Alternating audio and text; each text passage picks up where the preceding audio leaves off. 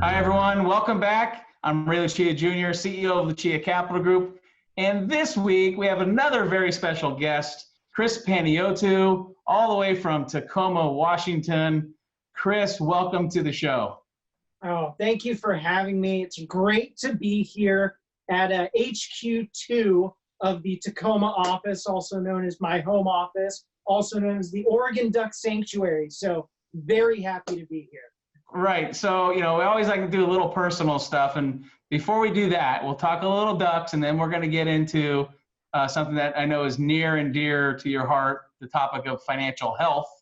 But, first, Chris has been recognized as a top professional under 40 in the South Sound magazine.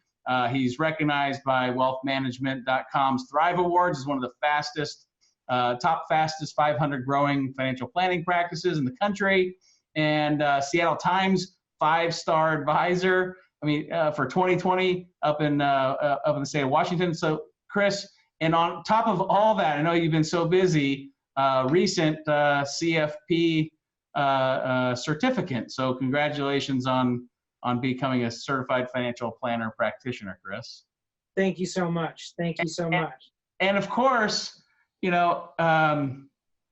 is another little known fact about you, and I know you're getting a little nervous. You don't really want me to share it, but because it ties in with the health, Chris has been a drug-free, natural bodybuilder. And so, yes, everybody, if you Google him, you'll probably find some pictures of Chris. Yes, and I can actually tell you with certainty you will not, because the NANBF, which I compete through, I specifically had them take down all those pictures. Okay, well, maybe we can even dig one up and put it on this video. Anyway, so avid Duck fan, as you could tell in the background. We could talk Oregon Ducks, I'm sure, all day, but let's get down to business. Let's talk about financial health. Everyone is cooped up inside, and we've been talking about getting financially organized. And so, Chris, like when you talk to clients about financial health, what are you really talking about? Well, it's really interesting that you did bring up the fitness aspect of my life, because fitness and finance all go together. And so just like in fitness, people they blow it way out of proportion, and they make it much more complex than they need to be. Same thing in finance. So now back to finance, which is why I'm actually on this show. Let's keep things really simple. A lot of people, in particular fellow millennials, are asking, where do we even begin to become financially healthy? And let's start with the basics. If you know what you're spending month to month, I'm not talking about the fun times where we would go out to movies or go on a trip, which in this current environment we are not doing. But you can't avoid rent. You can't avoid food. You can't avoid these basic fixed costs. Whatever that is, the first step in being financially healthy, get that amount in your checking account. So if you spend $3,000 a month, have that floating in your checking account. The reason for that is if you have a really expensive month coming down the pike, you're not going to kill yourself saying, man, I got to spend a couple extra dollars. Once you've got that in your checking account, it gets a little bit more variable depending on your circumstance, but you want to have anywhere between 3 to 6 months of that same dollar amount in your savings. But you got to start with keeping your finances as simple and efficient as possible. So that's great, Chris. And we always talk about the importance of working with a financial advisor because everyone's situation is different. And of course, everyone needs to have some sort of an emergency fund taken care of. But once you've got that taken care of, where do you go next? So that is, first off, the answer is an answer that as fellow Italians, we hate, right? It depends. We love just the black and white stuff, but it depends. So there's a lot to unravel. So let's start throwing a couple scenarios out. Let's say you work for an amazing company that has a retirement plan.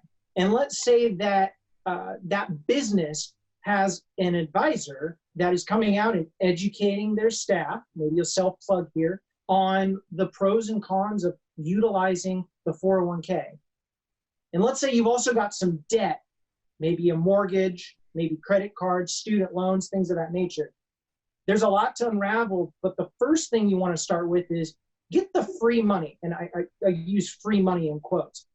If your employer is matching your contribution to your account, meaning a dollar for dollar up to 4%, for example, you better work on getting up to that 4% because that is free money. Now, once you're up to that, it gets to be a little bit variable. If you've got a really nasty credit card debt and it's 10, 12, 14%, could you beat that return in the long run? Yeah, that's a pretty big bogey. That's Yeah. a pretty big bogey. Yeah. So there's a balancing act with all that. And so, Chris, for being, such a young financial advisor, I know you study this stuff a lot. And that's one thing I do respect you for. You're reading and studying this business.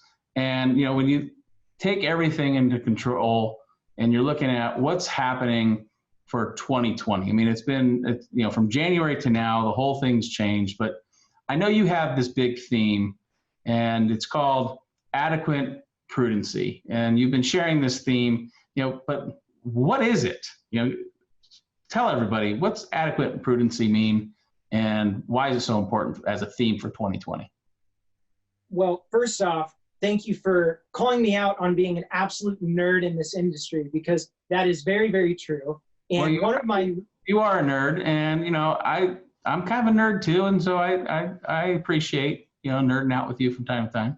Absolutely. One of my New Year's resolutions is to not nerd out too much, because I get so into the weeds and realize no one cares about that stuff as much as people like you and I. So the other New Year's resolution is to educate people on just what you said, adequate prudency.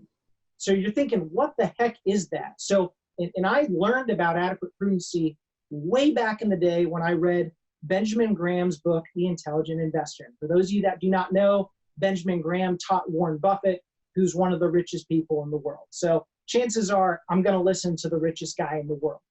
Now, what adequate prudency meant for him, it was specifically in investing. You look at an investment and say, okay, is this an adequate investment in relation to what I'm trying to do?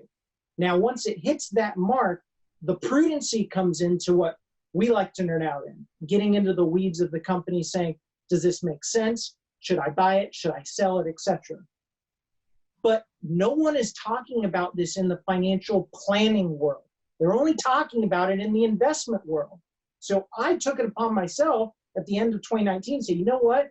2020 is going to be the year where we take adequate prudency and smack it right into the middle of our financial plans. So it's a way of just integrating a little more risk management, understanding, what is it going to take to achieve your goals. You don't have to be, striving to hit, grand slams with every single investment. Sometimes just a base hit type of an investment is enough to meet a certain part of your overall financial plan.